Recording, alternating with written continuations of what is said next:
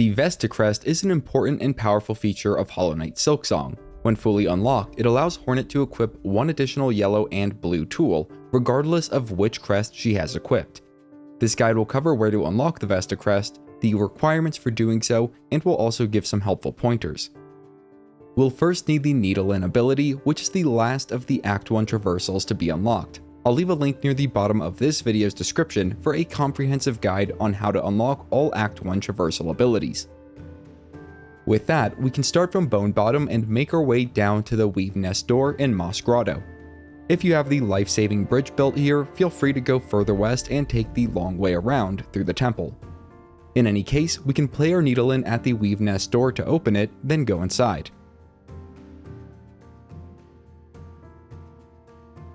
If it's your first time here, you'll need to go all the way east to hit a couple of buttons. This will turn the power back on, and we can grab the map for Weavenest Atla on our way back to the central chamber.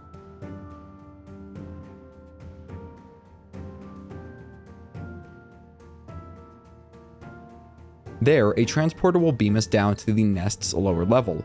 There's a bench that we can go rest at to the west. The key to unlocking the Vesticrest and other upgrades is the NPC Eva. She is found to the east of the central lift, behind several walls of debris that we can break through.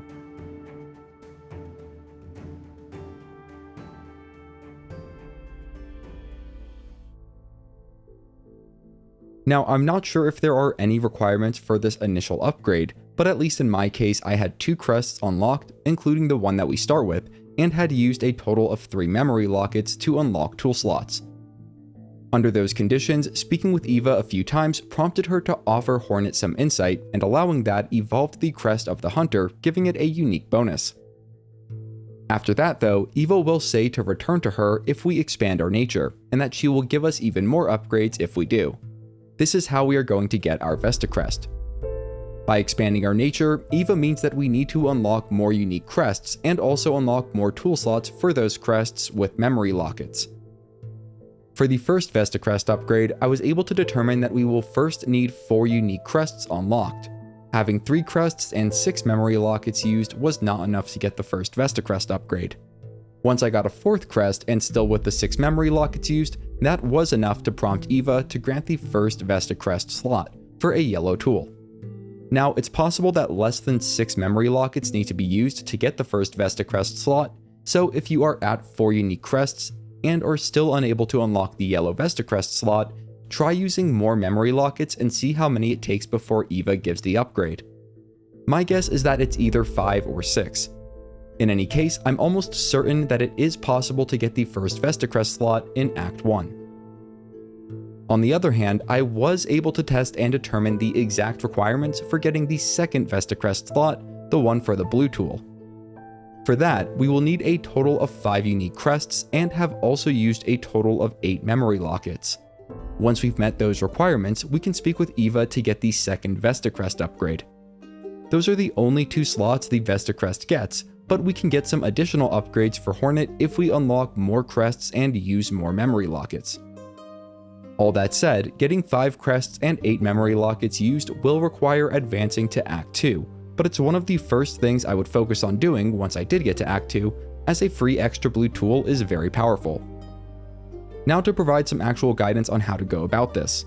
For the memory locket side of things, I have a guide on all 18 memory lockets that can be obtained in Acts 1 and 2, and I will link that near the bottom of this video's description. As for the 5 unique crests, I plan on covering all of them eventually, but let me just point you in the right direction for now. We start with the Hunter's Crest, so we just need 4 additional crests for the full Vesticrest. The earliest one we can get is at Bonegrave and is the Crest of the Wanderer. For that, head west from the Marrow Bellway, then either open the locked Wormways door with a simple key, or use the Drifter's Cloak ability to float down onto this structure that is west of Bone Bottom, then climb up and enter the cavern to the west. The Bonegrave or Chapel of the Wanderer is at the bottom west side. The Beast Crest is probably the most annoying to unlock, as we will need to get through the majority of Hunter's March, then defeat the Savage Beastfly at the Chapel of the Beast, which I have highlighted on the map. The Crest of the Reaper is very easy to get by comparison, just make your way up to and through the Chapel of the Reaper in West Greymoor, defeat a few waves of enemies, and claim this crest. Finally, the Crest of the Architect is not obtainable until Act 2, and it requires both double jump and getting 25 unique tools. I have an entire guide on how to get the Crest, which includes guidance for getting 31 unique tools. I'll leave a link to that near the bottom of this video's description as well. If you have any questions, you can reach out to me in the comments where I will do my best to help. If you want to see more great content, you can head over to my channel, and if you're new, consider subscribing. You're helping me feed my cat. Her name's Marshmallow. Have a great day. If you're here today, have a great Wednesday. And as always, thanks for watching.